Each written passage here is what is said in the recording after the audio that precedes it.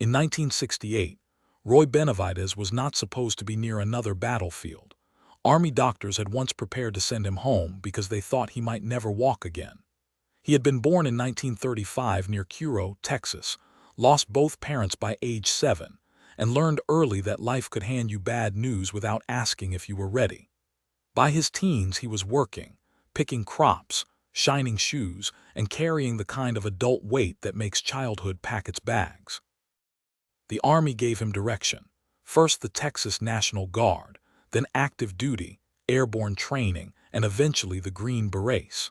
In Vietnam in 1965, a landmine injured his spine so badly that he woke up partly paralyzed and was told Fort Sam Houston might be the end of his military road. Roy treated that diagnosis less like a medical conclusion and more like an argument he was willing to have one painful night at a time. While the ward slept, he pulled himself out of bed, dragged himself to the wall, and practiced standing until the simple act of balance became its own campaign. When the discharge papers finally came, Benavidez stood up, walked, and forced the Army to revise the ending it had written for him.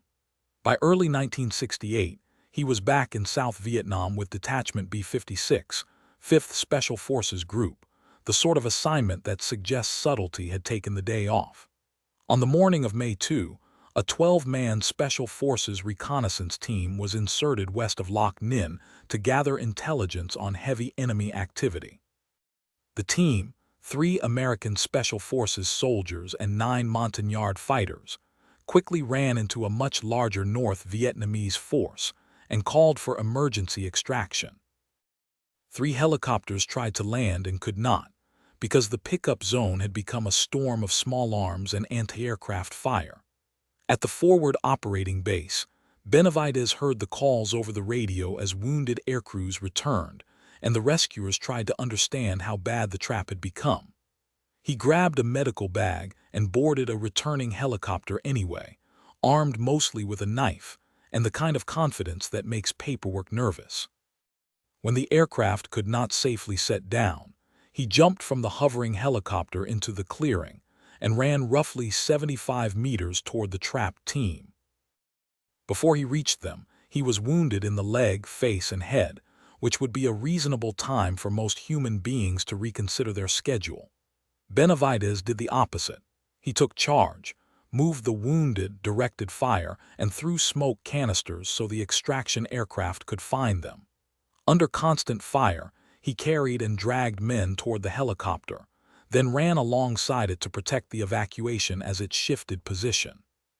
When the team leader was down, Benavidez went back for the body and classified documents, because apparently leaving anything unfinished offended him personally. He was hit again in the abdomen and back by small arms fire and grenade fragments, and then the helicopter they were using crashed after the pilot was mortally wounded.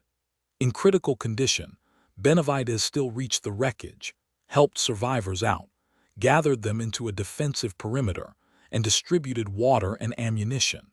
He called in tactical airstrikes and gunship support, trying to carve enough space out of the jungle for another helicopter to land.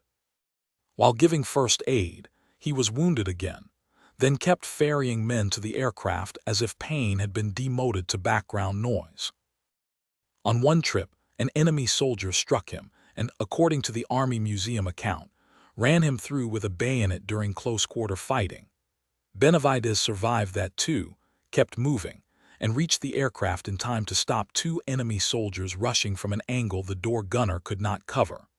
With almost nothing left, he made one last sweep for classified material and remaining wounded before finally allowing himself to be pulled aboard.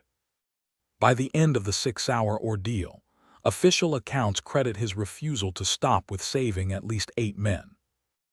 The Army Museum later summarized his condition as 37 wounds, including bullet, shrapnel, and bayonet injuries, which is less a medical chart than a physics complaint. Back at base, medics believed he was dead and began placing him with the dead, but Benavidez could still hear enough to object. Unable to speak, move, or open his eyes, he used the only signal left. He spat in the doctor's face, which is an extremely unpleasant but very effective form of punctuation. He survived more hospital time, received the Distinguished Service Cross, and kept living with a body that had filed several formal complaints. The Medal of Honor took years because the Army needed an eyewitness account, and for a long time the right witness seemed to have vanished from the story. A surviving eyewitness later helped reopen the case, giving the Army the confirmation it needed to upgrade Benavidez's award. On February 24, 1981, President Ronald Reagan presented Roy Benavidez with the Medal of Honor at the Pentagon. Benavidez retired from the Army and spent his later years speaking to young people and veterans, pushing education, discipline, and the stubborn idea that survival should become service. And that is Roy Benavidez, so oddly human that even after bullets, shrapnel, a bayonet, and a body bag, his final answer was still not yet.